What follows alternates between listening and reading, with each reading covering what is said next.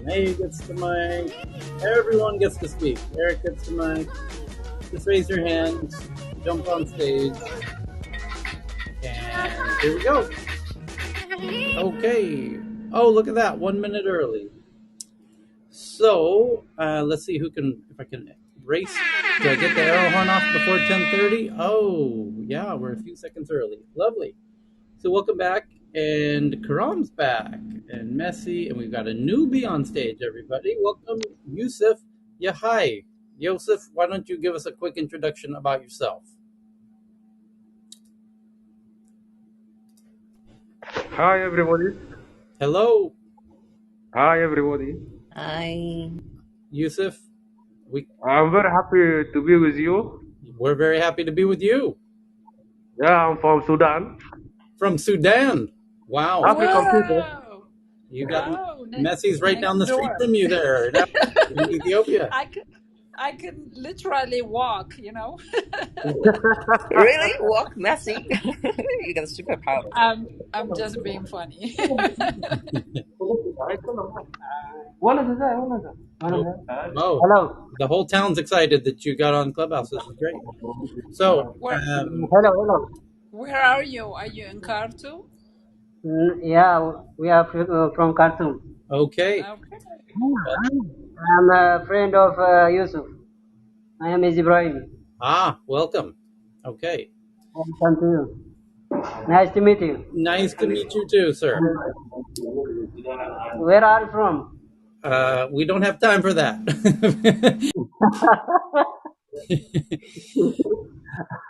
So am I. All right. So we'll get into it. I'm going to mute your mic. Oops. Sorry about that. Cancel. Okay. We're going to mute your mic. I'm a student. That's nice. I'm just going to mute your mic for now. So, welcome back, everybody, to Tech News Around the World. And Can anyone hear me? yes, you sound fine, Cheryl. So, for those who don't know, we are simultaneously live in Clubhouse, where we're already at 136 people and growing, and it will double in the next 10 minutes and triple in the next 30 minutes.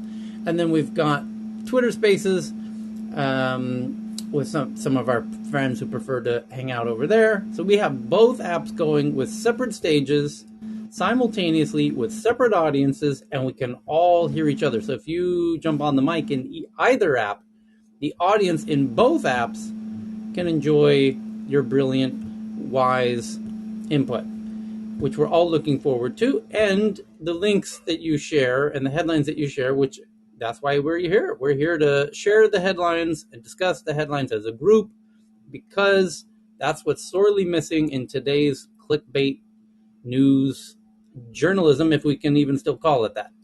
So, does anyone have a hot headline that they want to share before we get into the top headlines of today? Going once, going twice. There you go. Here we go. So the top story of today, happy Wednesday, January 5th, is from the New York Times.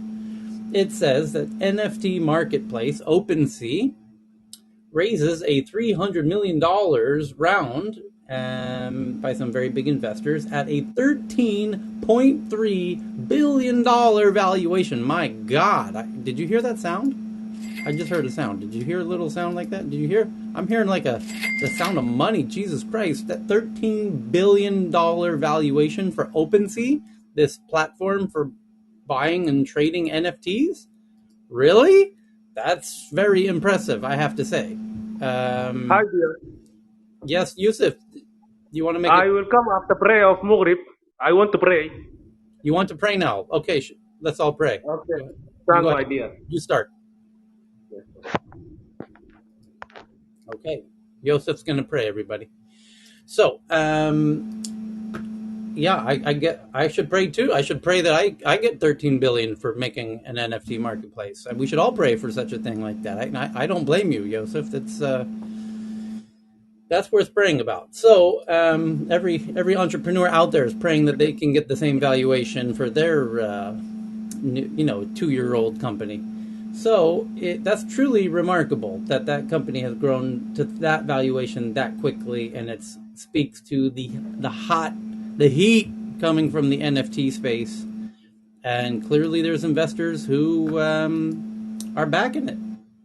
I don't know what else to say. Anyone else got a take on an NFT platform going from 0 to 13 billion in such a short amount of time? It's truly I'm having a hard time remember. That's way faster than Uber or Spotify or your typical fast-growing unicorns. Didn't grow this fast. They didn't get to decacorn status and that quickly. This is like hot. So, Tyler, I think my worry would be, is it really real? This valuation sometimes really does worry you, right? It's sometimes is there any vested interest? Are the investors gonna sell it out and then, like pump and dump kind of thing? Or is it just a virtual money that doesn't really have any kind of grounded base to have that type of big valuation? These are some of the concerns when you see a company that just gets that type of crazy valuation that fast. yeah, you know what else is? I don't know how defensible it is, because I think a lot of people can make these NFT marketplaces. I don't see how it, when Coinbase and Square and other people with huge audiences already baked in, Robinhood, there's dozens of companies that could add this functionality. I don't see it as being terribly defensive, is one of my thoughts here. But if anyone has a counterpoint, I actually want to hear a strong argument for why they are worth that. Tyler, Yes. I think you can't hear the people on Twitter Space. Oh, can I not? Hold on. Oh, you might Yeah. be right. I'm sorry. Let's. And see. also, I think you have to give me the green bean to pin the links. Okay. Can somebody speak in Twitter Space, please? Professor You Oscar cannot hear. trying to speak. Hold on, Oscar. Go ahead. To say, do you think it would be good to get your insight into what you think, but also I was wondering whether it's because they have the first mover advantage and because NFT is something that many companies and many individuals will be going into as they get to learn more and more about it. So it becomes a commodity. Yeah, that's what I think. I think it's going to get commoditized. That's exactly the point. Well said. Whether or not they have a first mover advantage, I still feel like, you're going to get a whole bunch of folks who have huge audiences that'll add this into their bag of tricks. A16Z is behind them. Yeah, no doubt they are. Clubhouse is the avenue for them to do their promotion and marketing with lots of promoter. Many in this room too. Yeah, but nobody's talking about open. How many times have I heard the word OpenSea mentioned in all of Clubhouse in the past few years? Maybe twice. Yeah, Dr. Francine just... How many times have I heard Coinbase? More than OpenSea. How many times have I heard, the competing platforms like Square, who could, a lot more often. That's sort of my point. I think many of the newbies, they are promoted with NFT. They are also being promoted to do it on OpenSea. That's the reason why. But I really don't understand, because the other day, Dr. Francine was trying to, share something on OpenSea, right? And I just click on it and I could save it directly without even a watermark. So they are not taking any effort to, protect inverted commas. Well, the watermark is not the protection. The whole problem with NFTs is they're just links. They're just tokens. They're precisely. not so what's unique about images this that are copyrighted or secured on the blockchain. Who was the guy in Australia or New Zealand who downloaded the entire NFT universe of NFT Bay as a lark, as a prank, and people realizing you're just buying a link to a JPEG. You're actually buying and selling art, so it's very strange. Yes. Okay. And one more thing, Tyler, on this particular thing, I think we have to look at it, the whole history. Like, it's not just about the NFT. I mean, I think it's more and more we are going into the VC space. It looks as if you're best at raising rounds, that's where you can actually get the the word out. So I was just quickly, Googling that what exactly the track record of the funding was. And I mean, there are like 9 funding rounds, and in total of like 427 million has been raised so far. So if you look at it, like, I mean, this is not all of a sudden like it's 13.1 billion is being, evaluated. In November, it says that they had like roughly about 10 billion on the table as a valuation. So gradually, I think they sort of like built up on the actual valuation. It's not just all of a sudden it happened. And that's where this point comes in, that the way you're really good at like raising funds, that's where you can actually get your initiative to the next level. That's what it looks like. Alrighty, so here we go. Second article of the day. Well, actually, there's a sister article to the first article from Axios, which says they have sources that OpenSea is in talks to acquire a company called Dharma Labs, whose Ethereum wallet can transfer money between banks and exchanges. And now we're getting interesting. Now it's getting interesting. That's very interesting. Whose Ethereum wallet can transfer money between banks and exchanges, and the acquisition of Dharma Labs is expected to go for around $120 million in all-stock deal. Okay, well, that would be a neat new addition to their Swiss Army knife of features and products and services over there at OpenSea. So the next big article... Tyler, If I may... Tyler, please check your Twitter DM. Okay. Uh-huh. If I may, there is, I think, OpenSea is going to have a lot of competition from other platforms. I know of one platform that is challenging, I guess, some of the particular details, like, can you maximize, commissions at 10% or interest and the kind of transaction structure that they have. So I think it's going to be a very competitive marketplace of marketplaces, and I don't really understand why OpenSea was valued so high, just because of a first mover. So I agree with you, Tom. Yeah. Okay. Well, next article, and there, as promised, the room has already doubled in the past 5-10 minutes. So we're now up to 220 in Clubhouse, and I don't know where are we at in Twitter. I have no idea, but we are in 2 separate apps simultaneously. For those who don't know, and did I just kill the Twitter app, Cheryl?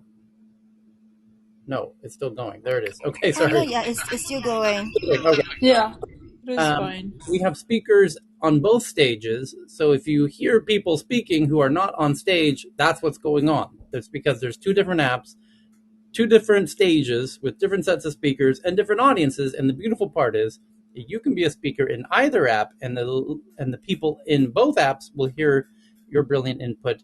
That's how we do it. We're also live streaming to Facebook and LinkedIn and Twitter, and where else? I don't know. YouTube actually is the other one. YouTube. Yeah.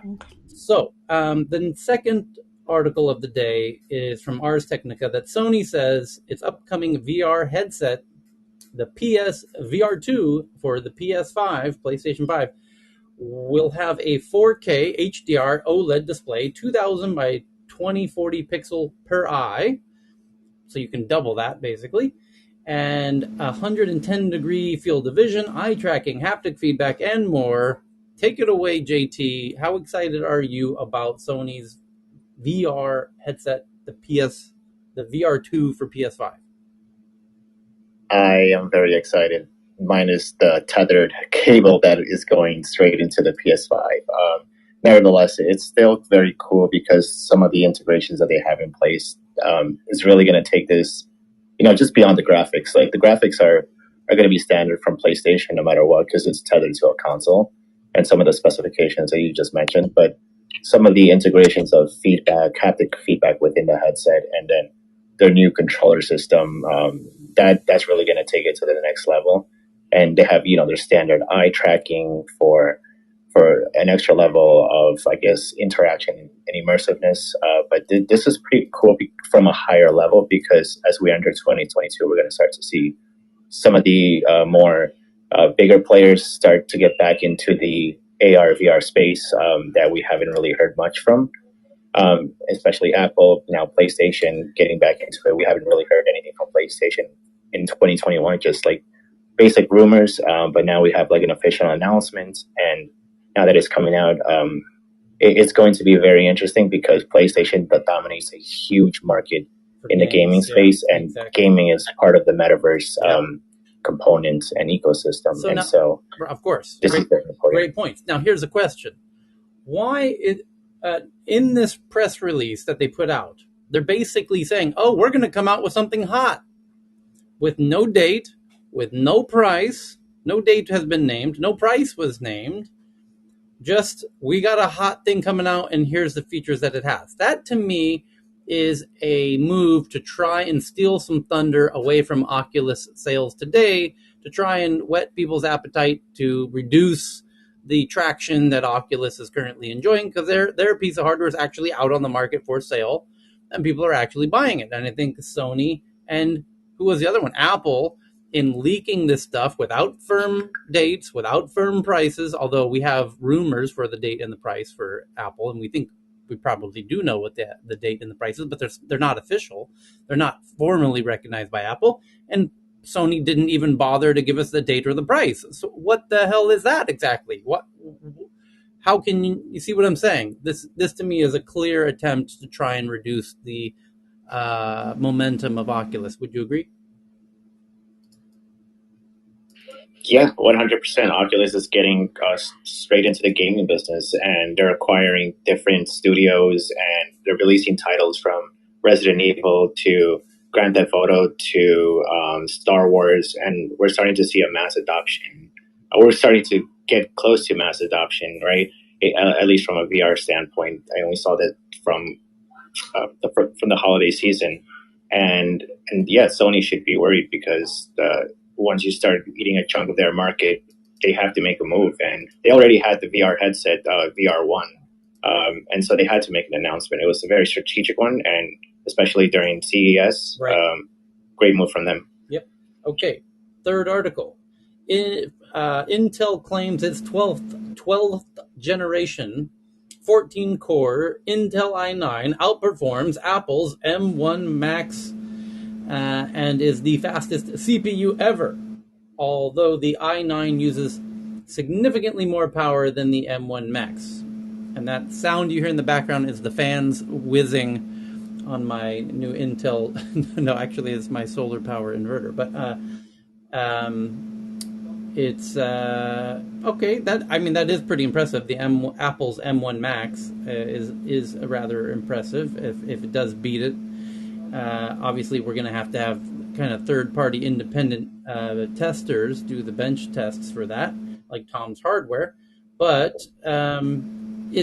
a lot of that comes down to like instruction sets. So depending on what application you're using, so specifically if you're doing any sort of fluid simulation or anything like that within the realm of engineering, Intel still dominates because their instruction set, even though they're complex and large, are still used widely and adopted. So when you buy a processor for the speed, it's actually more often better the case or the better analysis comes from looking at what software you'll end up using. So definitely the benchmarks are a good way to look at that, because then you can compare, do I actually use this program, for example, or do I not? I know having the M1 MacBook when it first came out, there was actually not a lot of support for it, and now the libraries are growing because a lot of people bought that computer. So I think it may become eventually competitive, but I'm at least happy to see that Intel is still swinging and coming out on top.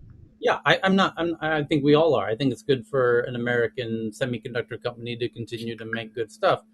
It's critically important, in fact. But I also want to know, how hot is that laptop going to be, and what size of a dinner can I cook on that laptop? Like some, refrigerated. 2 ribeyes. A couple of, hot pies, maybe a Hot Pocket, maybe a pepperoni Hot Pocket. Come on, that's what fans are invented for. Okay, so Intel announces a lineup of its 12th generation core Alder Lake processors, including 22 desktop CPUs ranging from $42 to $489, blah, blah, blah, blah, blah. Okay, that's great. So, next article. Online whiteboarding tool called Miro raises $400 million at a $17.5 billion valuation for a whiteboarding tool. Jesus. And says it has 30 million users. Whiteboard tool Miro announces today that it has joined the unicorn ranks with a $17.5 billion valuation. I have to imagine that somewhere in that pitch deck, they talk about things other than whiteboards in terms of future roadmap of products and features, how they're going to get into the edtech space, which if you're a big edtech player, then 17 billion is actually really not that big at all. But for a whiteboard app, holy shit, is that a big valuation?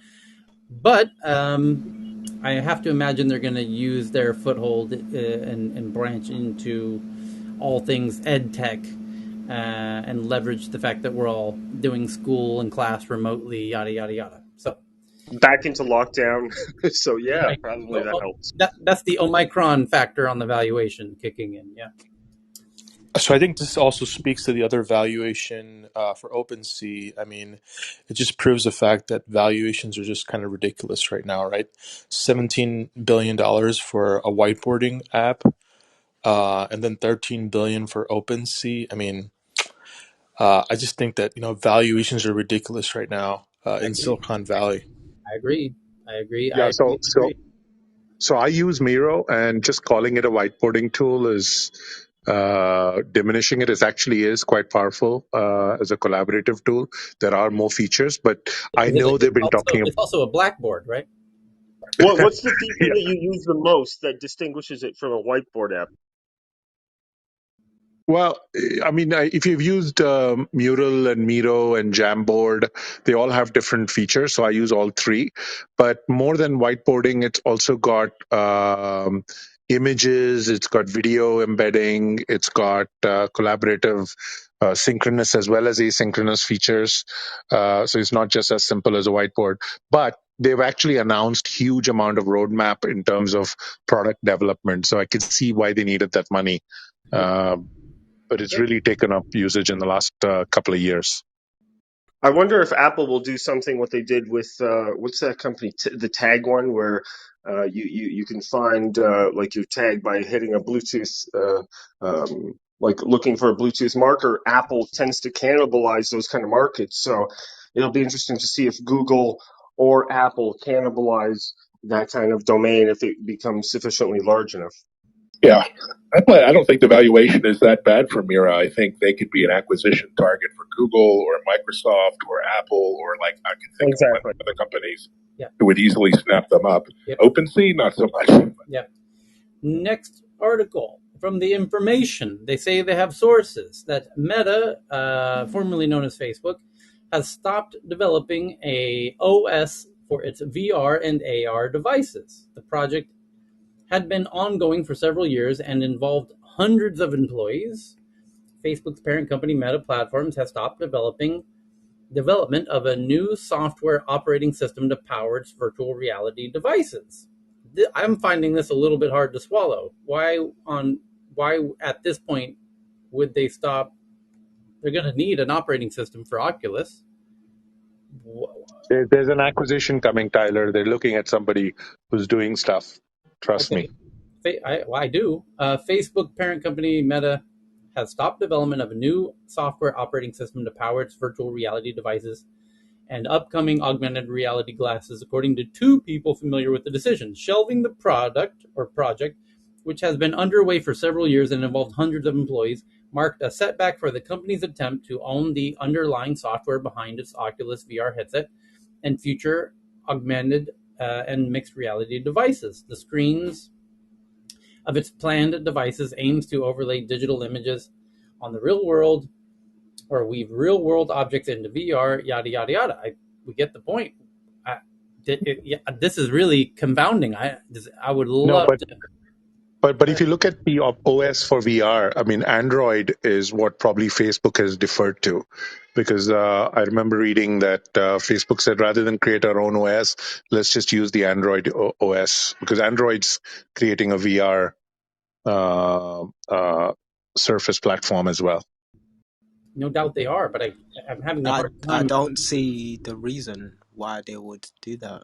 Honestly, I'm racking my brain thinking Yeah, about there's why so Apple's not much to making an gain by OS. Fractalization. I mean, yeah. So would Facebook's this not doing OS anything. be built on Yeah, an Tyler, this is very open, odd like a um, decentralized blockchain? because everything that Oculus is doing, like you JT, mentioned, it's JT, Android based, hold on, it's JT. Unity based. Hold on, JT. Oh, Imran, sorry. go ahead and make your point, and then we'll go back to JT. Yeah, real quick, just had a question. Would this operating system, this OS, be built on a decentralized blockchain, perhaps?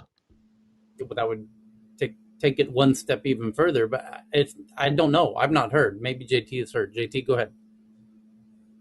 I haven't heard anything blockchain related.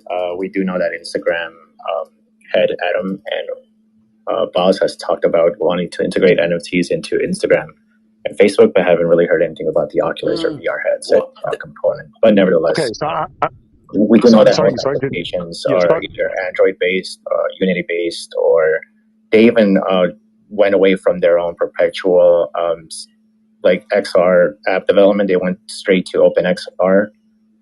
So this added layer of dropping their own proprietary OS is really confusing. Yeah. I don't know why they would do that, Unless because they want to unless it's dominate everything. Unless it's a head fake, like they just want to smoke screen people and. Or it could be an IP issue, so they could have run into the fact that they don't own some sort of intellectual property, in which case an acquisition does make a lot of sense. You're so I'm just they could have hit a patent roadblock, yeah, in some kind of weird way, yeah.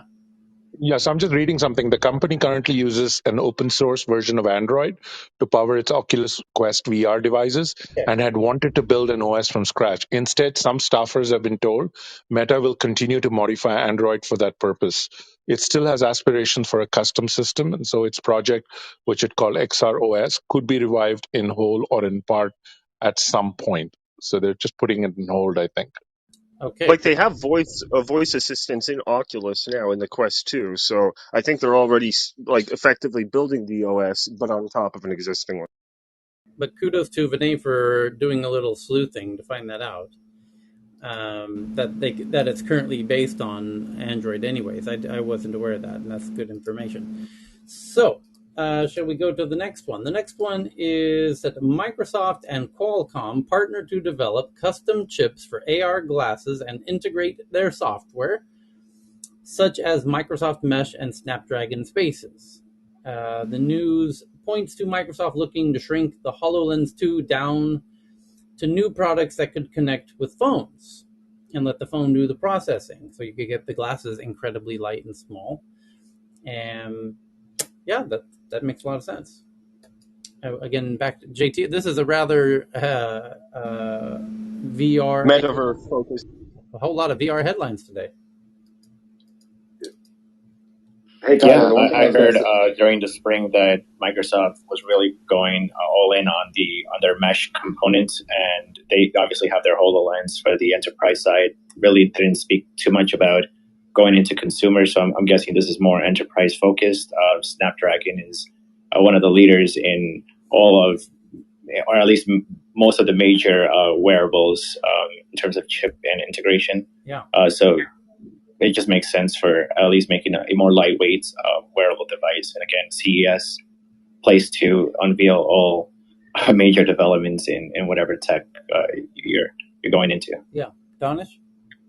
Yeah, so Tyler, from a healthcare perspective, what's really interesting is that this strategy seems to be the first one and seems to be the harbinger for what's coming, at least on the synthetic side. So, there's been a lot of talk recently, I don't know if you guys have been covering around artificial lenses for patients, for example, that have cataracts and other things, where some of those lenses could potentially be powered with AR, VR tech. There's a lot of talk internally within the industry on that plus contact lenses. And so this strategy of keeping processing away or adjacent to the edge in the situation is surprisingly valuable, and glasses could be the precursor. I'm very convinced that in about 3 or 4 years, you're going to see at least one set of contact lenses that are communicating with your watch, and your watch is doing the processing, or some other device around you is. Amen to that. Thank you for that. The next one from Wired, that in the fall of 2022, so 9 months from now, 8 months from now, John Deere will start selling. This is America's big tractor company, by the way. So John Deere will start selling fully autonomous 8R tractor. I don't know what 8R means, which can gather data about the soil to improve its algorithms as it operates. So it's not only an autonomous tractor, it also has AI to do soil analysis and everything else. Sounds kind of genius, actually. The automation and control. I wonder if they'll allow folks to modify it, because I think that's been the issue in the past, where if your tractor breaks down and you want to access some part of the software or just do it yourself, which most farmers do, I think they hit a lot of roadblocks with the community, where there was a lot of debate or discussion about, hey, if I own a tractor, I should be able to modify the code. So I just hope that they're going in that open direction with the release of this new tractor. But that's also a federal regulation issue of the right to repair, because we as geeks are very familiar. When we think of right to repair, we think of iPhones, because Apple's similar to John Deere, where they you void your warranty if you even try to use a screwdriver on your own phone or device. Same with John Deere tractors, and it drives a lot of the farmers crazy. They end up hiring a bunch of Romanian and Ukrainian hackers to come in and defeat some of the cybersecurity firewalls and everything that's preventing the repairs on their tractors. And the right to repair legislation is kind of aimed at precisely this. So I don't know that John Deere is going to have a choice ultimately, because I think there's a considerable lobby effort underway to force them to make their devices repairable. But you're right that most people aren't aware that John Deere acts like Apple in that way, and they kind of lock it in, and you have to pay for authorized people to repair them and all of that jazz and nonsense. Anyway, but autonomous tractors are coming in 2022. Next up is a company called LivePeer, an Ethereum-based decentralized video streaming service. So a decentralized YouTube, essentially. Raises $40 million Series B from Tiger Global and others, bringing its total funding to $51 million. LivePeer, decentralized video streaming platform built on Ethereum blockchain.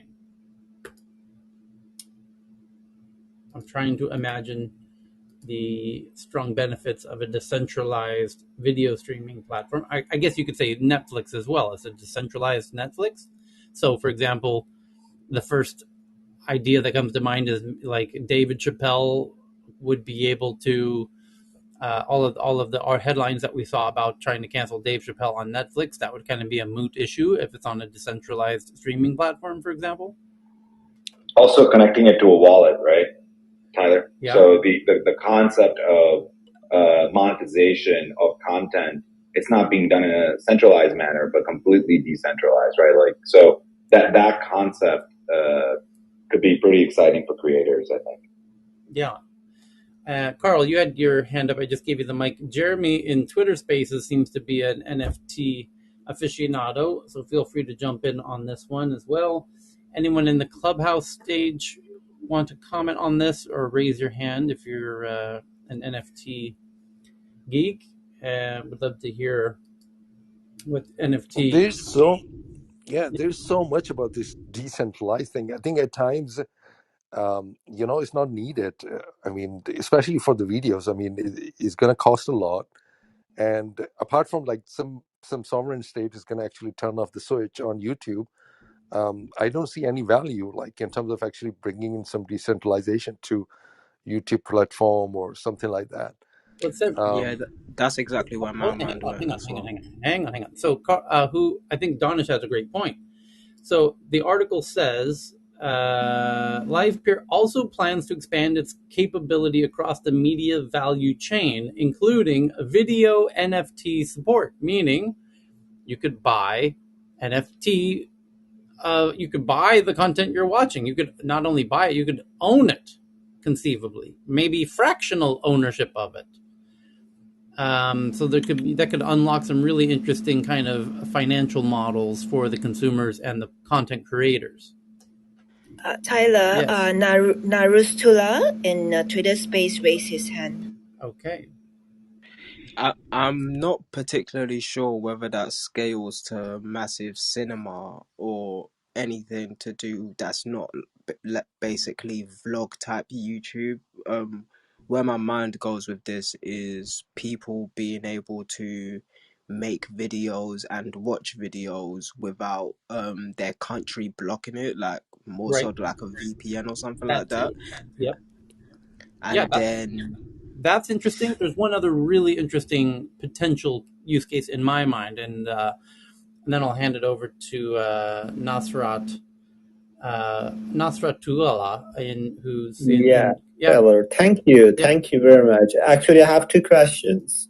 The first one is I couldn't notice the company name that will start working on or developing block decentralized videos, maybe video system based on Ethereum. It's called Live Peer. But here's what I think could be really interesting, which is imagine a content creator who already has 3 or 4 shows and wants to make their 5th show or series or movie or documentary or whatever, and they make a little 1-minute trailer for it, and they say, here's the trailer, do you want to fund it and be an investor, a fractional owner of it? And then when other people pay, of course, through some form of crypto to watch it one time, or maybe they pay a bigger piece, I get residuals just like Hollywood studios do and Hollywood movie investors do. And now we're bringing the Hollywood investor model to the actual consumers themselves. That could be truly fantastic, because the major reason is because now a content creator can essentially have access to finances without giving away all kinds of rights, as normally happens in the Hollywood models, where the Hollywood studios kind of own the film, where Quentin Tarantino basically has to give away a lot of rights to his films to the Hollywood studios who give him the money. Where in this case, you're crowdsourcing the financing of the film, you have fractional ownership, but notably you didn't have to give away a lot of rights to the movie itself if you don't want to. So, interesting. Yeah, thank you. Yeah. Okay, it's Live Peer, it's called. There's definitely some interesting stuff that could come out of that it's not obvious yet. The next one is also about movies. Popcorn Time, which is a very loved app that people use to steal video content from around the web. An open source streaming service for pirated content. So you can think of it as a video player for the Pirate Bay, basically. Launched in 2014, has now shut down in 2015. Netflix warned investors about Popcorn Time. The tool made streaming movies and TV shows a little too easy and drew fury from Hollywood. And that's interesting. Here's why it's interesting. Because just like the Pirate Bay, it really pisses off these rights holders that I was just talking about, the movie studios and the record labels, who are giving money to artists and in exchange take their rights. And so those rights owners love to sell those rights to platforms like Apple and Spotify. The Pirate Bay is not paying for any rights, nor was Napster. That's why they shut Napster down. Well, Napster was it was peer-to-peer, but it was also somewhat centralized.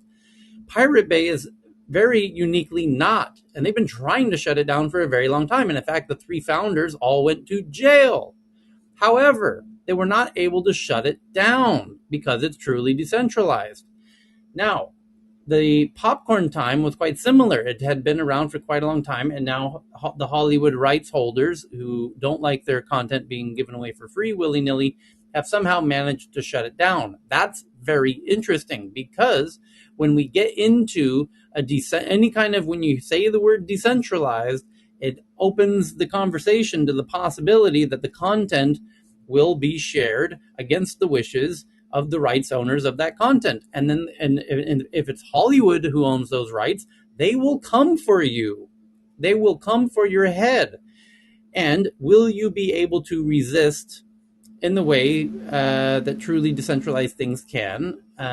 Or will there be single points of failure? Will they be able to figure out how to shut you down? Again, depending on what content you are sharing on your decentralized platform.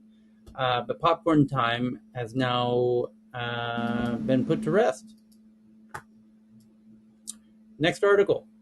Property management software company Entrata cuts ties with its co-founder and former CEO after he sent an anti-Semitic email to Utah tech and political leaders. The founder and chair of Entrata, a Silicon Slopes tech firm. Is that what Utah calls itself, Silicon Slopes? That was worth the headline right there. I had no idea. Silicon Slopes in Salt Lake City has resigned from his position after sending an email that contained some anti-Semitic comments. How stupid do you have to be as a CEO, founder of a company to do anything like that? I'm actually curious to know. Okay, here we go. The founder has resigned his position after sending an email to a number of tech CEOs and Utah business and political leaders claiming the COVID-19 vaccine is part of a plot by the Jews to exterminate people. Oh, dear God. He pulled a Mel Gibson. He even won up to Mel Gibson. Even that. What was going through your mind, dude? What the hell were you thinking? I'm guessing like cocaine or methamphetamine was going through his mind. Yeah. Or perhaps the coronavirus impaired his judgment or ability, because it does affect cognitive processing. So I wouldn't exclude that as a possibility, although it's hard to believe that like you would send an email at that level without at least running it by an assistant or somebody else. Like, it's silly. I'm actually those kind of statements speak volumes about their inner social circles. Yeah, against my better judgment, I'm going to read the actual quote that the guy sent so that you know what never to do. To never, ever send anything this stupid. Ever. And you should really do your best to not even think thoughts like this. I'm going to read it so that you know the type of thoughts you should not be thinking. And if you are thinking them, you should seek help. So here's the quote. I write this email knowing that many of you will think I'm crazy after reading it. I like where he's... at least he sets it up correctly. Yeah, he set it up perfectly, actually. I believe there is a sadistic effort underway to euthanize the American people. Evan, did you suggest meth? Because that is a very meth-like statement. Yeah, he's on something. I believe there's a sadistic effort underway to euthanize the American people. It's obvious now. Period. It's undeniable, yet no one is doing anything. Everyone is discounting their own judgment and dismissing their intuition, he wrote. I believe the Jews are behind this. For 300 years, the Jews have been trying to infiltrate the Catholic Church and place a Jew code. Only 300 years? I thought it would have at least given us like 2,000 years or 3,000. 7,000. For 300 years, the Jews have been trying to infiltrate the Catholic Church and place a Jew covertly at the top. Hold on, I have a sound file for this. It happened in 2013 with Pope Francis. I believe the pandemic and the systematic extermination of billions of people will lead to an effort to consolidate all the countries in the world under a single flag with a totalitarian rule. I know, it sounds bonkers. No one is reporting on it, but the Hasidic Jews in the U.S. instituted a law for their people that they are not to be vaccinated for any reason. Now, again, let me reiterate. I only read that idiot's ridiculous statements so that you know what never, ever to say out loud. And heaven forbid you even think it, you should call Dr. Donish immediately and seek counsel. And even QAnon's like, this guy's crazy. You know what's really nuts though, Tyler? Until yesterday, he was still chairman. He was still the chairman of the company. He wasn't the CEO anymore, but he was still chairman. Now, it's nuts. Let's go ahead and finish the last sentence of the email. Here it is. I pray that I'm wrong about this. Utah has got to stop the vaccination drive. Warn your employees, warn your friends, prepare, stay safe. Okay. Entrata CEO Adam Edmonds condemned Bateman's comments. The opinions expressed by Dave were his alone and do not reflect the views or values of Entrata, the executive team, the board of directors, or investors. To be absolutely clear, we at Entrata condemn anti-Semitism in any and all forms, and his views do not reflect the views of Entrata, the executive team, the board of directors, or basically anybody that's not using high doses of methamphetamine. So it's like something a specific happened recently to sort of because I'm look like the news recently. You've had Emma Watson. I was just looking it up to remind myself. Emma Watson recently on Twitter getting involved in the Palestine sort of pro-Palestine tweets, and then you've had Jon Stewart not attacking, but basically calling out Rowling, J.K. Rowling. There was something with the BBC, like. This is all within the last couple of days. Has something specific happened to make a load of Western people get involved in this? There's a mental health crisis. I mean, this guy's mentally ill, and I think COVID. No, it's true. If you look at the numbers, there is a serious outpouring of mental health issues. Yeah, I don't think he's levels. the only one. Yeah, I also think that there's kind a of theory. Donish, hang on. Katerina was trying to jump in first, and then we'll go back to you. Katerina, speak up a little bit. Oh yeah, sorry. If I'm, he's not the only one spreading this type of anti-Semitism theories recently, and it's like an old tradition they are just picking up. I don't know. I'm pretty concerned, but maybe it comes from the background that I grew up in Germany and we got taught a lot when to see the signs when this type of stuff comes up again. And usually it becomes dangerous in the countries that are the most liberal and Jewish people feel the most comfortable historically. And it's not just me saying, it's back in time, a lot of rabbis and so on said this: don't start feeling too comfortable whenever you are something bad happens again. Maybe I'm totally overreacting, but I have heard this version of stories a bunch of times. Thanks for that. Don, if you were saying. No, I was just going to say that there's, you think about Venn diagrams.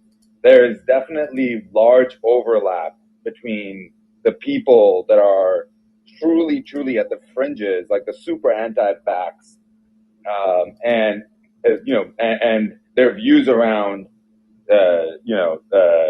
around anti-Semitism and other things. I mean, you're seeing this not only there, but the one thing that surprises me about this specific thing is, how are you going to build a company that's raised millions of dollars and be at that position and hold these beliefs? And that's the thing that is absolute. I mean, truth be told, it's just stupidity from so many levels. I don't want to go too much into specifics, but I think people understand what I'm implying. And and he's in biotech.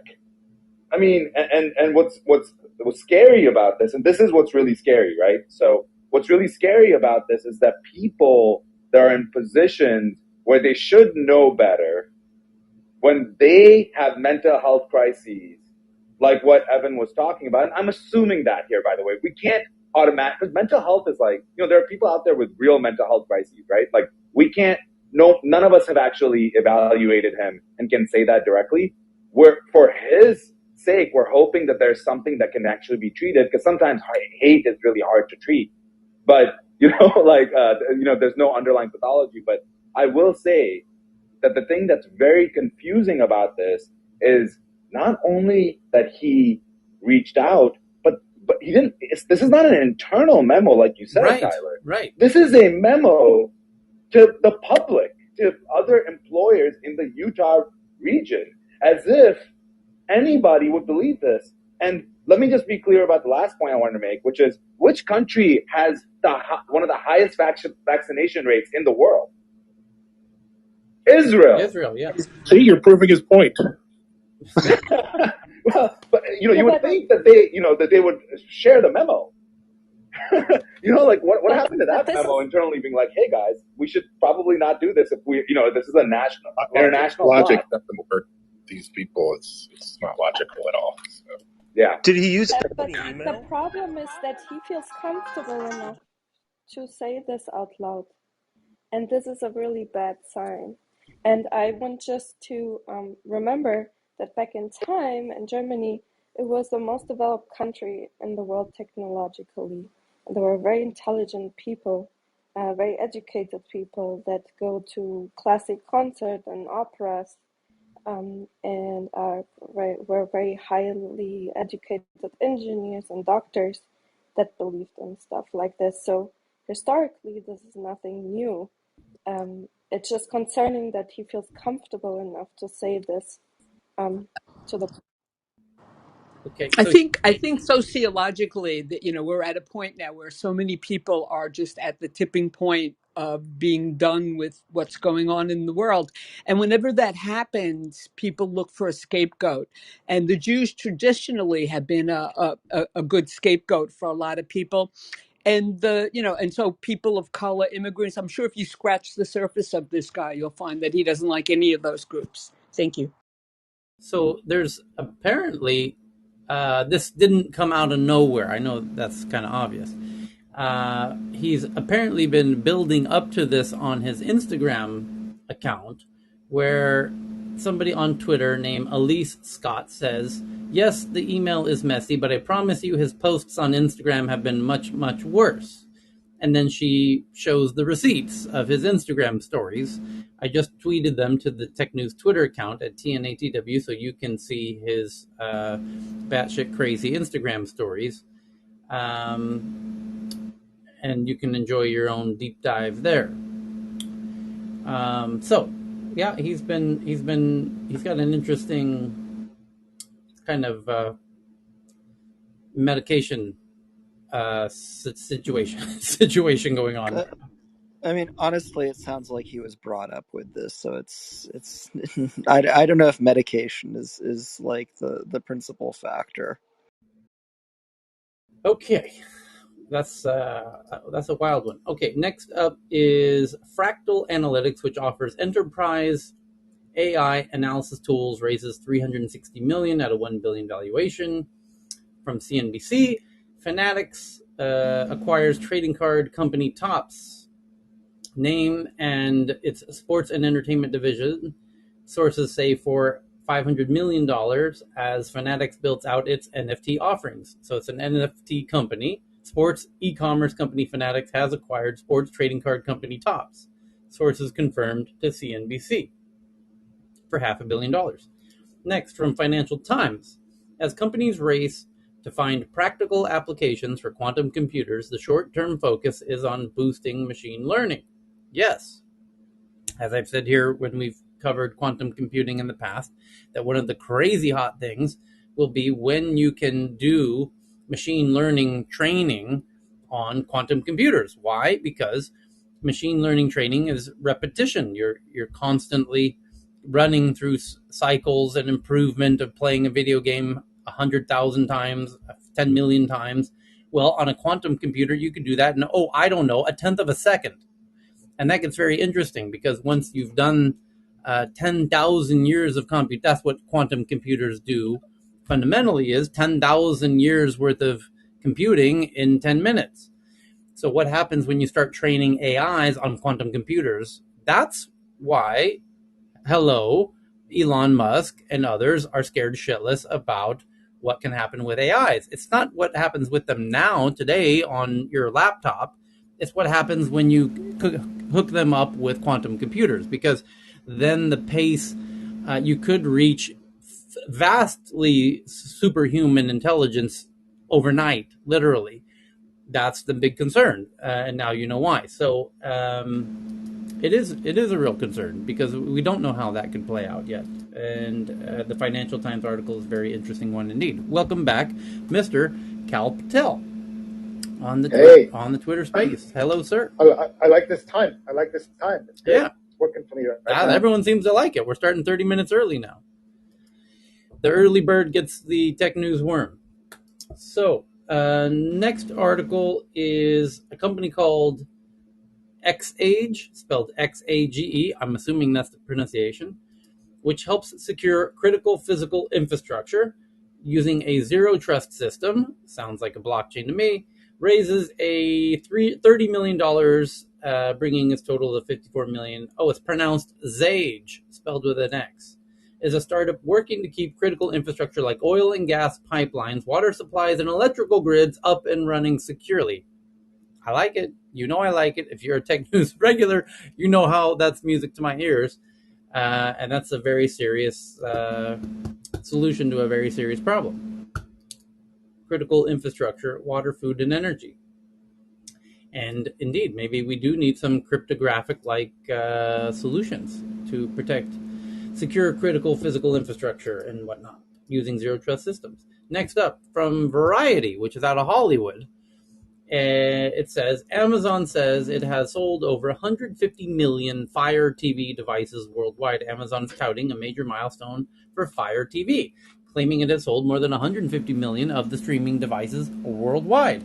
And it announced deals with Ford Motor Company and others to bring Fire TV to the automakers' in-car entertainment systems. Now, this could be very interesting because if you have 150 million of these TVs, they could embed their own, I assume they have their own operating system in the Fire TVs, and then they can promote their own Amazon Prime content on them and subsidize the price of the TVs, and things could get very interesting with the incentive structures and upselling you to join Amazon Prime for the content and letting you watch one film that's on Amazon Prime exclusive, and they could do all kinds of really clever, crafty things to get you hooked on signing up for Amazon Prime, for example, and showing exclusive content and blah blah blah blah blah.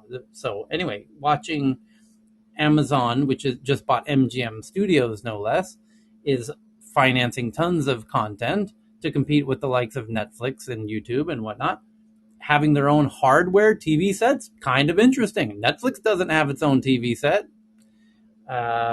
So, Cal, any thoughts on this as somebody who has sold more than a few TV sets? No, this is good. This is good. There, you're spot on. This is what's going to happen. These guys, it's like a Trojan horse into all the content, and going to be hugely subsidized. 150 million devices. That's a lot. That is a lot. That's a lot. That is a lot. Yeah, it's like 6 months. Yeah, it's about 6 months. If I remember, 6 months of. Yeah, it's a lot. Yeah, especially, really, they can double dip as well, because I bet anything that it has Alexa built in, and it's just that many more homes that have Alexa built in, and an Alexa with a big ass screen, so you can add new types of results to your Alexa queries, and it could get people hooked into the Alexa system. So I think it's smart. I think they should subsidize the cost to the max, and use it in that Trojan horse way, as Cal was describing. So next article is TikTok. Oh, I have a quick question, Tyler. I'm sorry, I was listening, trying to get ready. So two things. One, what does that do for, do they still have to do that reporting? I forgot what the word is for it, but you know how in the American TV sets, they would send the data about what you watched, how long you watched it, and all the rating information to different organizations for collecting data. Do they still have to adhere to that rule? Is that under the FCC? I don't know if they do or not. It's interesting. Yeah. So I wonder if that's a way to circumvent and, more data. And then two, with Netflix, I mean, I have a Fire Stick just so I can get certain things, but I still put Netflix on my Fire Stick and all my other devices, even though that they're smart and they have their own app stores. So Netflix, I think, is still kind of winning because they're not investing in infrastructure, which is still costly. You have to, everyone uses Netflix around the world. So, I mean, not everybody has access to Prime. Let's put that out there. Okay. So, just very quickly on this, Tyler, I just want to mention something quickly. A clever little tactic that they use, so Apple TV Box uses this as well.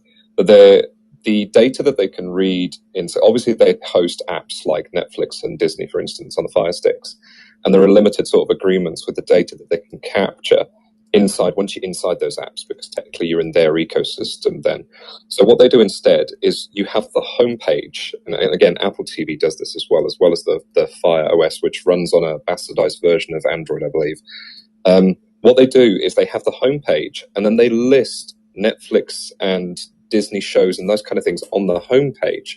And when you click on the show or the movie from that point, then they can capture the data, because then they can capture the fact that you've clicked on it, and that's when you're saying that they use like this, that they want to hook in, they want to find out your data about your watching and whatnot. So if you click on programs from that initialization point, they can capture the data about what you've clicked on and what you're watching, because you're not at that point within these competitor apps. And then that data they can use to then suggest their own replacements, for instance. So if you're watching things like, I don't know, Star Trek or Star Wars on Netflix, they'll promote you The Expanse, which is on Prime, for instance. So that's just one of the tactics that they use. Well, there's also no doubt a camera on the device. So an Alexa with a camera view of your living room has also got some interesting data, no doubt. So the next one is that TikTok TV is coming to Taco Bell and other restaurants, bars, and businesses near you through a partnership with a streaming company called Atmosphere. Atmosphere basically powers all of the TV sets and the content on those TV sets in all sorts of retailers, like Taco Bell's, for example. A hugely popular mobile video app with more than 1 billion users, TikTok has been taking its first steps to break into the new screen, the TV screen, launching an integrating a new app called TikTok TV, first with Amazon Fire TV, which we just were reading about in the previous article, and then Google TV and other Android TVs, LG Smart TVs, Samsung Smart TVs. Today comes new, so it's going to be an app inside of those operating systems. You're now going to have TikTok TV in all of those smart TV operating systems. And today comes news of another front that TikTok has inked a partnership with Atmosphere, the startup that provides licensed and curated streamed video content for commercial venues like Westin Hotels, Taco Bell's, Texas Roadhouse, as well as doctors' offices, gyms, and other venues where people spend dwelling time. Initially, the partnership will see Atmosphere develop a new channel on its platform dedicated to curated TikTok videos. It will be the first time that TikTok content is being used for an out-of-home video service. Quote, TikTok has become a destination for more than 1 billion people to start to be entertained, get inspired, and find community, says Dan Page, head of global business development, new screens at TikTok. In a statement, by partnering with Atmosphere, we're excited to make it easy for people to experience TikTok together by bringing the joy and creativity of our platform to new screens, venues, and audiences. I have so many thoughts on that right there. Like, what does that do for commercials? From the TV, TikTok, they use those brand ambassadors almost like doing commercials. So that cuts down on you doing any commercials on like the news channels or even on radio. So that's one thing. And will you have the option to take it off your TV if you don't want TikTok on it? No, There's two probably, things. maybe not. If anyone has done a licensing deal with Atmosphere, I'm curious if you, as the venue, are able to tell Atmosphere, cherry pick which types of content providers are part of the Atmosphere experience. Maybe not. Yeah, I mean, I have an app store on my LG OLED TV, and basically you download apps like an iPhone, right? And you can download a TikTok app and watch TikTok videos natively on your LG. So I think every TV manufacturer is going to have their own app store, or has one already. Yep, that's what makes it a smart TV. It's got a hey Evan. Yeah. Sorry, Tyler. Sorry. No. People get confused about they just take it for granted, the word smart, like smart, a phone and a smartphone, or a house and a smart home, a home and a smart home, or a TV and a smart TV, or whatever. And essentially, what made the biggest difference between your phone and a smartphone is your smartphone has an app store full of apps and data and the sharing of data between the apps. Same with your home. You've got an ecosystem of devices that are sharing data amongst each other, essentially. So I read somewhere that Samsung makes as much from data services on the TV than the sale of the TV set themselves. So like value added. That's why I services. said Amazon with their own operating system on their TVs, and not just their own operating system, but their own subscription package of upsell to Amazon Prime. If you sign up for Amazon Prime, they might as well just give you the damn TV. I mean, they can subsidize the hell out of it because after a year of Amazon Prime, you're nearly paid for the TV. So Make that suggested to them, Tyler. yeah. Nice business model. Yeah. But still, that doesn't take away the fact that I think more people are upset that we're forced to have stuff on our TVs, or there's a lot of things that they don't have. Like there's an app that I used to use because I had one of the OG smart TVs, and they never really kept up with the operating system like they should, and the apps that were on there. So regular firmware updates and things like that, apps would stop working. It was just a whole slew of like issues. So if they manage to resolve the whole customer service issue and maintaining the updates, and then also allow you flexibility on maybe removing some apps if you just don't want them on there because some of them are very intrusive, then I think the public will be more open to this technology. We're all we're all looking forward to. I'm Ellen, I'm done. So what about if the one thing Amazon is missing to a degree that could be totally amazing is if Amazon had its own video ad network, which YouTube does have, because then they could give you the TV and show you ads, right? Between I thought they did. I don't think they do. I don't think they're giving people the TVs, but theoretically, YouTube could partner and Google could create a larger screenish device and make money from the ads. They would just show you it's an ad-based piece of hardware where you turn it on, and when you turn it on, every time you turn it on, you have to watch an ad. Every hour there's 2 minutes of ads, and that pays for the device essentially. And if you can remove the ads anytime by paying whatever the balance is left on the value of the device, maybe as a subscription or as a one-time all up front, aka buying the device like you normally would at a store, but you could try your luck with watching ads. It's an ad subsidized device. So the next article is from Bloomberg that Germany's Federal Cartel Office says that Google is now under its surveillance for 5 years, opening Google up to quicker and tougher regulation in Germany. Yep. Next is from the Wall Street Journal that China mobile shares have closed at $9 per share, slightly above their Shanghai offering price of $9 in its IPO. Next one's from Wired that the NOAA research shows that meteorologists continue to outperform algorithms when forecasting the weather, particularly in adverse conditions. There's a topic for your next dinner party conversation with geek friends who assume that AIs are better than humans at everything. Next one is in an internal email, India's Udaan, which operates a B2B marketplace, raises $200 million.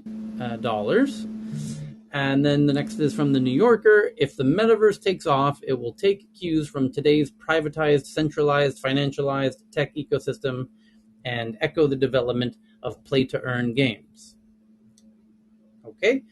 Next, Walmart says it plans to expand something called In-Home, its grocery service that delivers directly to customers' refrigerators, from 6 million households across the U.S. to 30 million households in 2022. That's 10% of households, Cal. I saw that news headline earlier today. I think that's just so cool. That's getting directly into the home,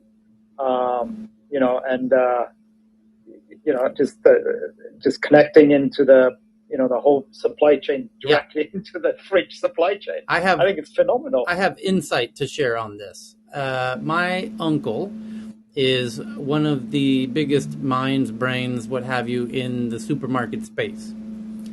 starting his career at Vaughn's, I don't know, 50 years ago, which was then acquired by Safeway, where he rose to the ranks of the C-suite of Safeway, like a chief innovation officer. He created, just not to brag or nothing, but the guy created the loyalty card program where when you check out, you basically exchange your shopping data in exchange for some coupons, you sucker. Okay? That was my Uncle Mark, by the way. So he's brilliant. My Uncle Mark is the reason I got into computers. I always inherited his former device. And he told me over many, Thanksgiving, Christmas dinners, that if Walmart ever got into the supermarket business, they would dominate. They would take over because of their large volume, because of their ruthless margins, because of so many reasons that they could run laps around even the likes of Safeway and Kroger and Albertsons and what have you. And indeed, that appears to be what might be happening. We might be watching the beginnings of his prediction from 20 years ago. So they do have amazing supply chain, amazing execution, brutal to compete with. Well, it's just 30 million households, right? Let's say 30 this year. Maybe it's overestimated. Maybe it gets to, like, I always think you can predict 3 years better than 1 year or 5 years better than 1 year, right? So let's say 3 years from now, you got 100 million households. I don't know, like 50 million. Now you're talking about knowing directly how much milk you need to order up the supply chain almost instantly, right? I mean, like, can you imagine how much control and how much, not control is the wrong word, but how much synchronizing you can do back to that's the right word. Thank you, Carl. Like optimization you can do all the way back to the, to the producers and then the efficiency in that system, the food gets cheaper, there's less waste. You can track the authenticity of the food all the way down. I mean, this is just good progress. And obviously, by the way, I happen to know the guy that's running Albertsons. He was a McKinsey consultant. He used to consult for us at Best Buy. Vivek Shankaran, amazingly smart guy. He went off to PepsiCo, worked with various jobs there, and then now he took Albertsons and the whole chain of supermarkets public recently, a couple of years ago. And so Vivek is also very smart and doing a lot of this kind of stuff. So all of them will get to this, right? They'll integrate the supply chain all the way back, and this directly into the refrigerator thing is it's very interesting because also now the manufacturers. It used to be a joke. I think maybe are you at CES right now, Evan? I know Elle is, right? I don't know if you are, Evan. No, I canceled Yes, at the last minute because I'm of here. Omicron. I'm So here. Yeah. I did a little Yeah, survey I'm on here. So, it. yeah, they've been really good. I actually messaged you Didn't guys. They gave us tests on the we go spot.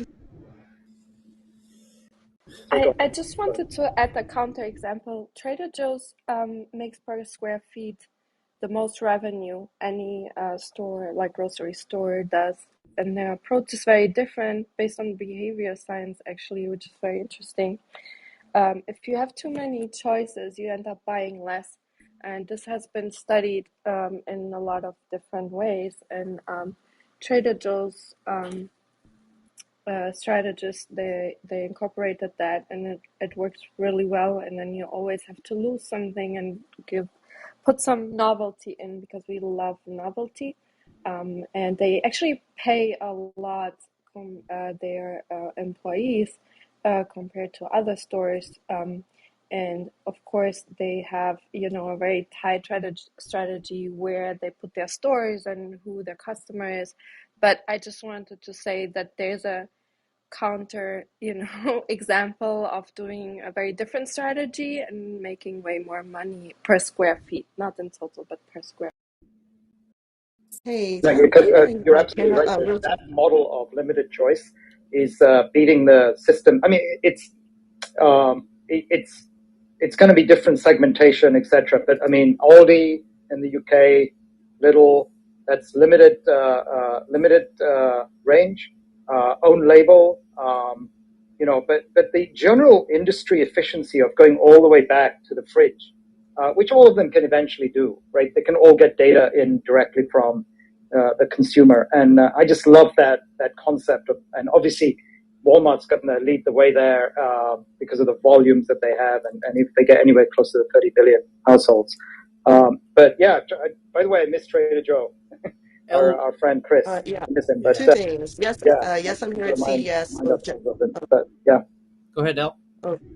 So two things. Yes, I'm here at CES. I've told everyone, who's interested to let me know if there's anything that you want me to go check out or investigate, and I'll gather information and do a small write-up on each. I've made my agenda flexible enough so I can check out everything because I'm here mostly for the startup stuff for my startup. And also Ken, who is on the audience in the Game Developers Club, he actually has feedback on the streaming because he actually helped build Crunchyroll and uh, what's the other one? There's a few other apps that he's built for streaming and video, so he can answer questions on that. But he's out in the audience, Ken White. Ken, raise your hand if you have a comment there. Thank Yeah, you. he did. Yeah, I'm curious. It'd be great to hear anything that you observed worth sharing at CES. I would love to hear updates on that. And Just let me know what sections I should be looking at because it seems like there's a good portion that's still here. It may not be all the big names, which I'm happy about because I'm here for the those unicorns as you call them. So if there's any areas I should be looking It's at, the help me, cars. like The that cars. guide me.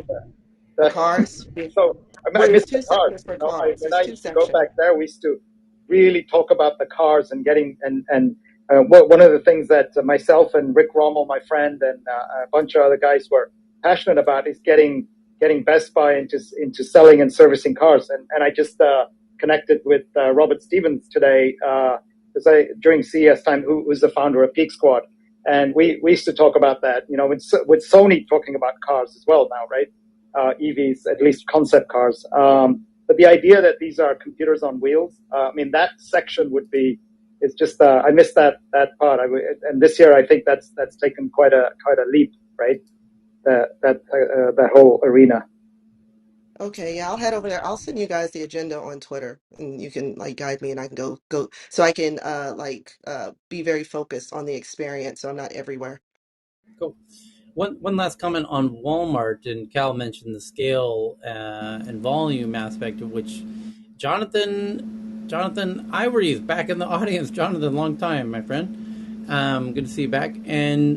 But on Walmart, what my Uncle Mark would comment on often is that Walmart's volume is so large that they can dominate any supplier, any producer of anything, diapers and tires and anything. They can buy them out for decades in advance and make them offers they can't refuse, and all of them. And then that makes it very difficult for the likes of the other supermarkets. Trader Joe's is uniquely different because they're going into these really niche providers. They're not going after the massive, diaper providers and tire providers and all, and what have you, in the same way that Walmart focuses on and could, in a way, sort of monopolize. So anyway, Try again. His hand's raised now. He said it. I think there's a glitch. Okay, well, Kevin was his name. Ken. No, Ken. He has the gnarly mustache in the Yeah, photo. got it. Just invited Ken on stage. Let's see what Ken has to say. Welcome, Ken. Hi. So I was just listening along this morning. I was really interested in all the Amazon and streaming talk. There was a lot of things that were pretty dead on, but yeah, Amazon's not interested in getting into AVOD. Not as far as I'm aware. They're very much pushing everything towards subscription. It's all about Prime. Right. They'll do it. Yeah, and it's also they're just building their entire ecosystem around data collection. Yep. And so, yeah, it's you were spot on with that, but it's much more than that. They have access to your car data. I was in the automotive group over there. I was in the search group. So there's a lot going on with data collection. Yeah, just put it. That's More why. than I think we obviously know is what I. Yeah. Well, it's gonna get crazier as they have rather large ambitions to get into healthcare and telemedicine. And what happens when they get into telemedicine and they've got the screen in your home with a camera, and it's like, oh, now you need to just talk to your doctor is going to appear on your home TV screen here, and so it could get very interesting as they can ramp up their telemedicine medical initiatives and data collection as well, because the camera and video, the microphone in your home gives them access to all kinds of crazy medical data, believe it or not. So They don't need anything to do with, you don't need to do anything with a microphone. The fact is, I know where your geolocation is. I know what you're looking at. I know what everyone you interact with is looking at. So if you go to your grandma's house and she's using a certain brand of toothpaste and you never once mention anything about that toothpaste, you're going to start getting ads for that toothpaste. Do they get like, service agreement or something? Usually we click on I agree when you are uploading some apps and things like that. But if it is coming with, ho- household items, how do you even consent into that type of data collection? Or are I they mean, just simply collecting it without asking permission?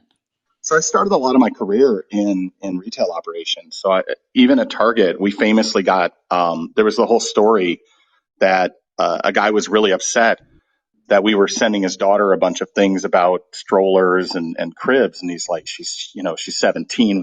How dare you? Why are you sending all this stuff to her? And come to find out, we had observed that she was purchasing a bunch of certain types of vitamins. She was observed, different things you buy when you're early on in your pregnancy. And a couple of weeks later, he would notify us and say, oh, sorry, she came clean. And apparently, she is pregnant. And what we learned from that at Target was people get terrified when you're too on the nose. So you don't send them a flyer that's nothing but baby stuff. You send them a flyer that's full of lawnmowers and toys, and you just happen to have a lot of strollers and cribs in there too. And then you don't terrify people. We ran into the same problem at Amazon where people would contact us like, how the hell do you know what type of car I'm driving? What are you going through the databases, the DMV? And I'm like, well, first of all, if we wanted to, we could. That's public, but we don't have to. 2 years ago, you were searching for windshield wipers for your 2015 BMW, and you told us you drive a 2015 BMW. We asked if you wanted us to remember that. You just forgot you told us yes. Okay. And so, One more thing from now on. on, anytime you search, whatever you watch, we're able to put personas together around what the type of things you watch. So where you were right, like if someone's watching certain types of sci-fi shows, of course we're going to show you The Expanse. But we also know that people who watch The Expanse tend to buy certain things. And it ties back to now we can do different ads for you for your purchasing as opposed to what you're watching. Yeah. And one more thing, just quickly to come on that, like once you actually sign up for the Amazon, I mean, you probably would have, like many of you probably would have signed up like maybe 4 years ago, 5 years ago. And, after that, when you were actually adding devices, doesn't matter like how many, whether it's Fire TV or it's Alexa or like it's a Alexa View or like any of those devices, you just simply add those devices and automatically gets added. So it doesn't actually ask you every single time that it's going to be, are you okay with it, what we are trying to do here, or whatever the data we are collecting. And when they have to actually update on the actual terms and conditions or privacy policy or whatever, it said, we have updated it. Is that okay with you? And you just more likely would just say yes. How many of you actually go and read those things when they actually update that? So yeah, that's going on for ages. You don't have to actually, how many times you're going to go onto the TV and then just read on that, pages by pages of like whatever the privacy policy is going to be and whatever the data they are collecting. So yeah, Or that's we the just scenario. or you purchase the data from another company. I don't have to get you to agree to what you're going to share with us at Amazon when I was there, because even for automotive, we were pulling in for, I don't know, like 18 different data sources. And that was just just to show what type of car, what colors it came in, what parts fit it, what type of tires needed to go on it. These were all from all sorts of different data sources that we had to make talk to each other. But then you can just go out flat out and say, look, I'm looking for data about people that you have coming to your company as a consumer, and they just tie up. When you sign up for Amazon, we know what your phone number is. If you gave another company your phone number, well, bingo, now we know exactly what you were doing at the other company because it's the same phone number, right? And so you just buy the data. It's all shared. The following is a conversation with Elon Musk. His third time. Okay, so next story is about Elon Musk. Starlink hits a wall in India. India has told Elon and Starlink, which is yet to get a license in India, to refund clients in India who are paying for Starlink and refrain from taking any more orders. The billionaire entrepreneur, Elon Musk Starlink satellite internet venture, has told its members that the Indian government has asked the company to refund all of its pre-orders until it receives licenses to operate in the country. Quote, as has been the case, you can receive a refund at any time, the company said in an email to one of its customers. Reporters reported on Tuesday citing a copy of the email, which it had seen. Starlink, a division of Musk's SpaceX aerospace company, has already received more than 5,000 pre-orders for its devices in India, but it's struggling to receive commercial licenses, without which it cannot offer services in the country. Quote, unfortunately, the timeline for receiving licenses to operate is currently unknown, and there are several issues that must be resolved with the licensing framework to allow us to operate Starlink in India, the company said in an email. Quote, the Starlink team is looking forward to making Starlink available in India as soon as possible. Now, the problem, of course, is that, as Vinay and other people in India know, is that one of India's biggest billionaires is trying to compete with Starlink, and that particular billionaire happens to be very friendly with the Prime Minister. Do you see where this is going? So, by the way, I'm going to pin to the top of the room a brilliant interview that you briefly heard 10 seconds ago. From Lex Friedman in the audience, who just did his third interview with Mr. Elon Musk. And it's, I think, the best yet. I think it's one of the best interviews Elon's done in a very long time. In fact, maybe the best interview I've seen Elon ever do. And so kudos to Lex for getting Elon back on his fantastic podcast and doing a fantastic interview where they cover all kinds of interesting topics.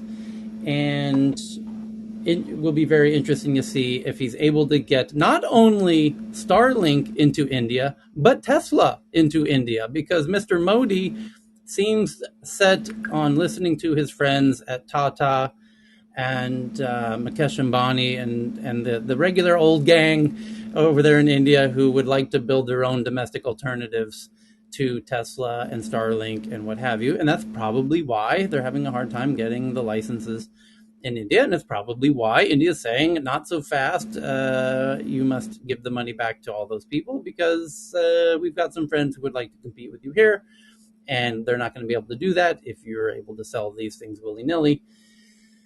So, to be continued, no doubt. But by the way, this was predicted here in Tech News Around the World months ago. When India announced its ambitions to do a Starlink competitor, we said, well, we know what's going to happen next is they're going to tell Elon that he can't do Starlink, just like they're telling him he can't really do Tesla.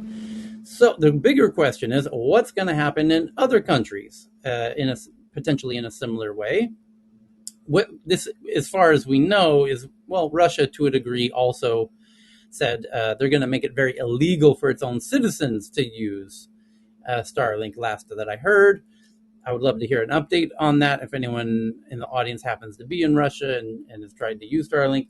And what happens in China, North Korea, other countries will be very interesting to see. That's why this India issue will be interesting to watch. It seems that Elon's going to obviously play very nice with India, because he would love to sell Teslas in India. He would love to sell Starlink in India.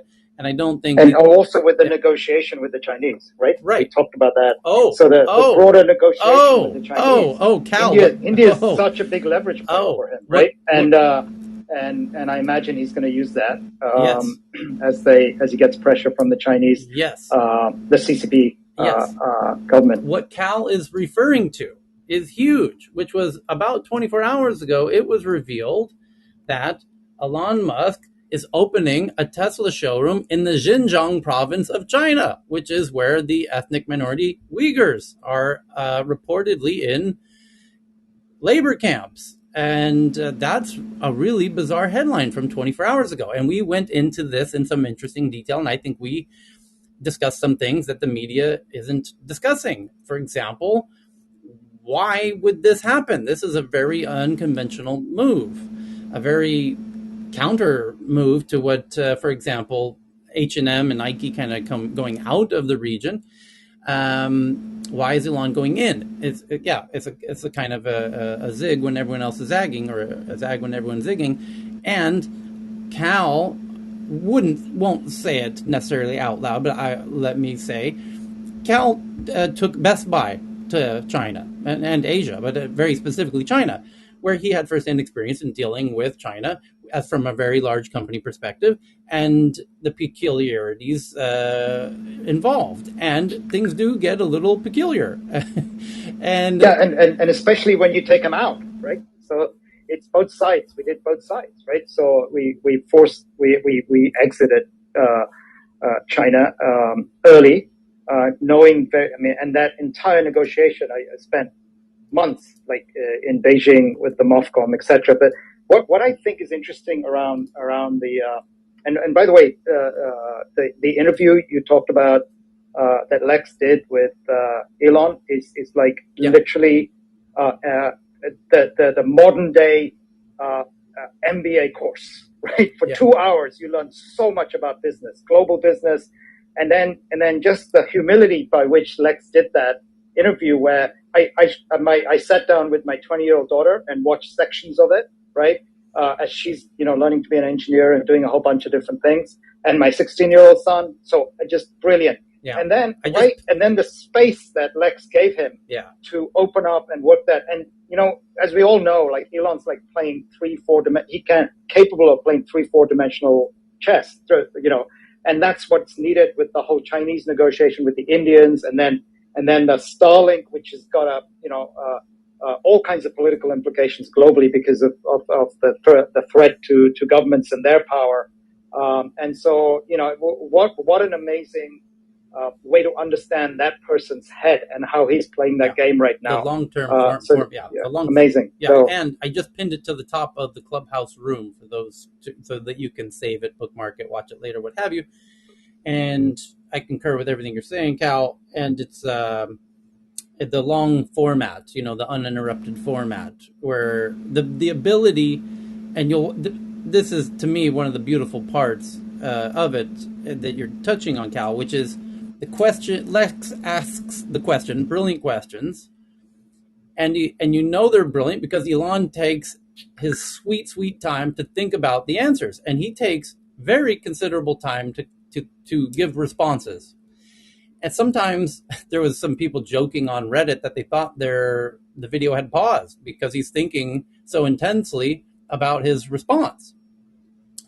And so just it's worth watching just for that. It's just for watching the incredibly long pregnant pauses that Elon goes through in contemplating his brilliant responses. So it's a deep humanizing conversation behind all of the shallow social media narrative. Yeah, it's the opposite. You actually get to see the people. It's the opposite of not only all the clickbait journalism that's plaguing everybody, but even the rapid fire conference 20-minute, no disrespect to Recode or anybody, but they get 20 minutes and they want to cram in 100 questions in 20 minutes, and you can't really do the real deep thought dives that Lex was able to do in this interview, as he does in all his interviews. So there you go. Now, other tweets that we need to get into today. One last thought was on the Tesla Xinjiang, China, big companies American companies doing business with China. I think Cal was implying, reading between the lines here, is that I think China, well, we know China's super excited that Tesla announced this yesterday. By the way, Tesla didn't announce it. China announced it. China announced Tesla's going into the Xinjiang province at a time when Nike and H&M and others are leaving. And I have to imagine, not only were they delighted by it, and the headline that we read was that social media had lit up in excitement about it. Well, does that mean that it was their idea, actually, that maybe they asked Tesla to do that?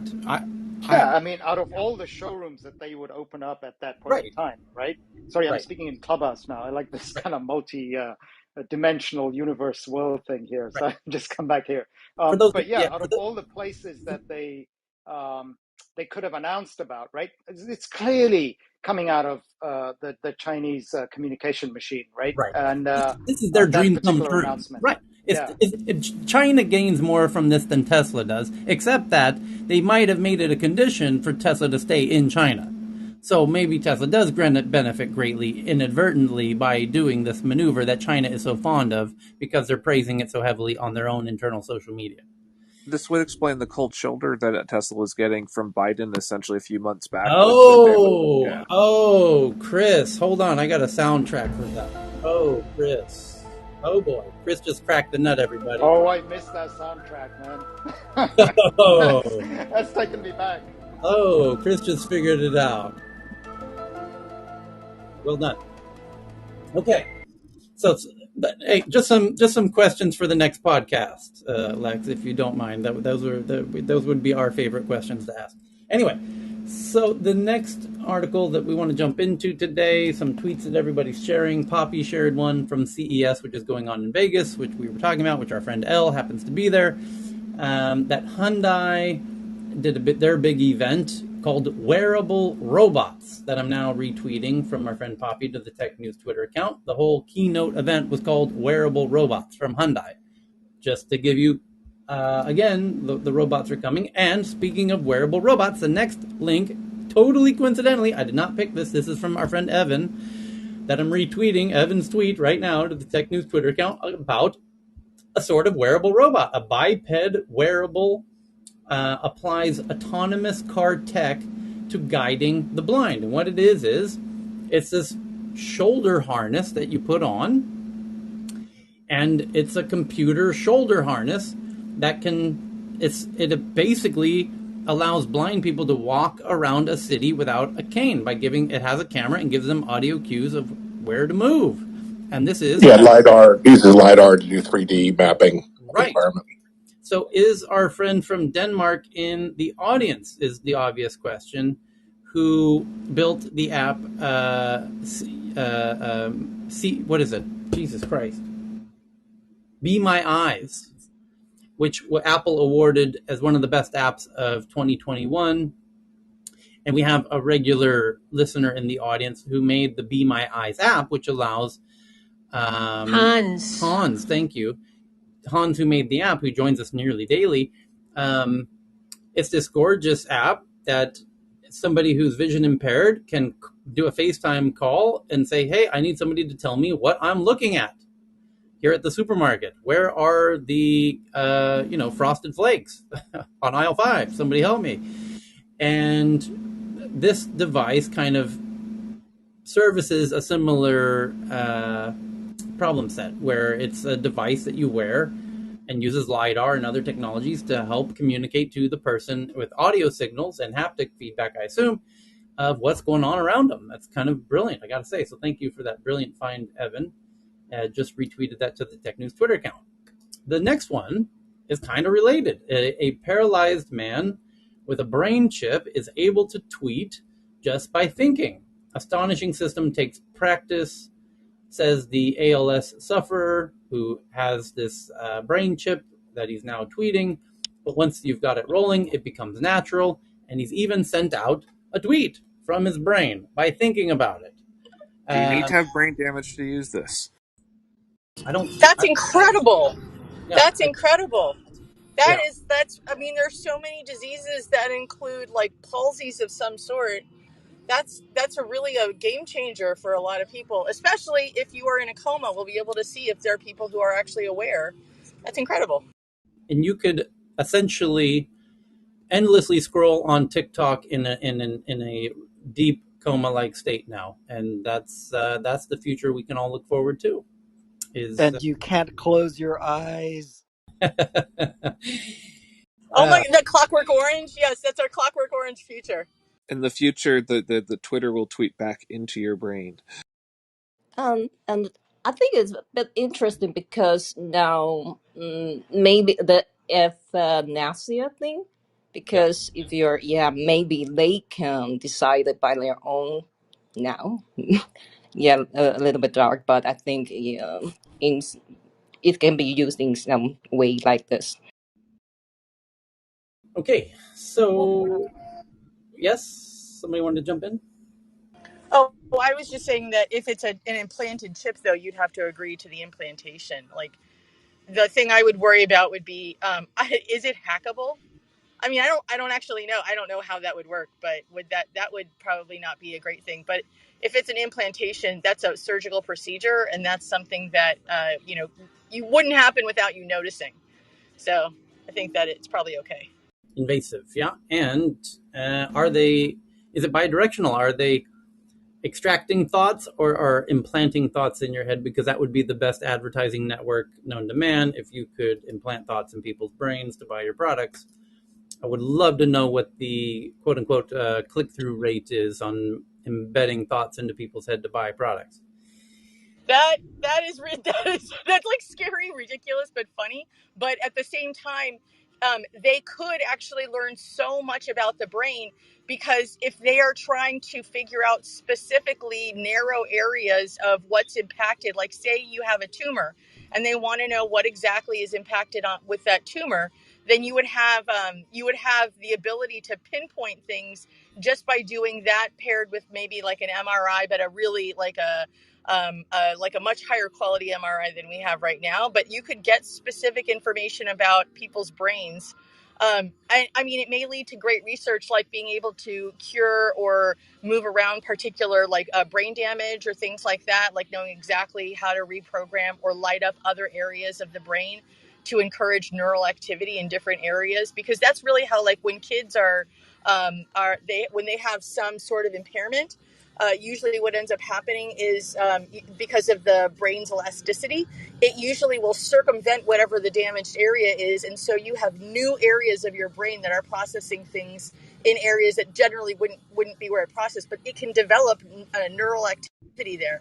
So that is kind of remarkable if they could do that, if they could figure out how to circumvent brain damage so that someone could essentially have nearly all or all of the same function, but by using other areas of the brain and multitasking, like trying to redirect information and neural growth. I think it would be pretty cool if that could happen. Mm-hmm. Okay, next article. Yes, go ahead, Carl. I was just going to say I found a really interesting paragraph on this. I can send it to you, or I can read it very, very quickly. Yeah. Just about the chap suffers from ALS, and he received it back in 2020, and he's been using it to connect with his loved ones and emails and everything else. And then recently was this sort of the media storm that came from the tweet. And by the looks of it, in answer to the question of how invasive it is, the article here is talking about the fact that it's an endovascular procedure, so it's implanted into the brain via the jugular vein in the neck, and then placed in the chest under the skin. Where was it talking? And it sits on the motor cortex, part of the brain in charge of voluntary physical movement, and picks up on brain signals. So the user can look at a screen with a keyboard, for example, and envision which letter they want to type. Through the device placed on the chest, the machine learning algorithm will then process the brain data and translate those signals into specific digital commands. So I don't know, how much that means to most people, but it sounds not so invasive. It doesn't sound like they're having to. So another Neuralink one requires an actual electrodes attached directly to the brain. If this is endovascular and can be done through veins, then it seems a lot less invasive. Yeah. Motor cortex is likely to be less ethically prone issues, because a lot of the ideas of consent, there's like, if you're moving your muscles to do something, there's an expressed intention. Those will likely be some of the first ones to get some sort of cybernetic interface, also because you don't need to go all the way to the brain to get a lot of these signals. Often you can go to like people's wrists or arms or legs, just getting near a nerve cluster somewhere, and it still technically is a brain computer interface because it is tying into the nervous system. But you can do that it's also the one that, like, people are most practiced against with using, right? As in, like, it's right. It takes a little bit of practice to use, but it's not bad. I mean, like, and then as the algorithms get better with machine learning, as you have more training data sets, they get smarter and smarter, so they get more usable. So there's actually an interesting concept here where one of the original critiques about having embedded devices, like when people are putting, like, RFID tags in, like, their fingertips or whatever, little magnets or something, and to log into stuff and saying, "Look, I'm a cyborg now," and transhumanists were having all sorts of fun with that. The challenge that one of the criticism leveled against is like, well, yeah, do you want something that can be hacked, or do you want something that it can't get updates, etc.? What's interesting is with the current stack of AI, which we didn't really have when people started to experiment with some of this stuff, is that it looks like the machine learning models can be continuously updated, and the more people that start using this sorts of interface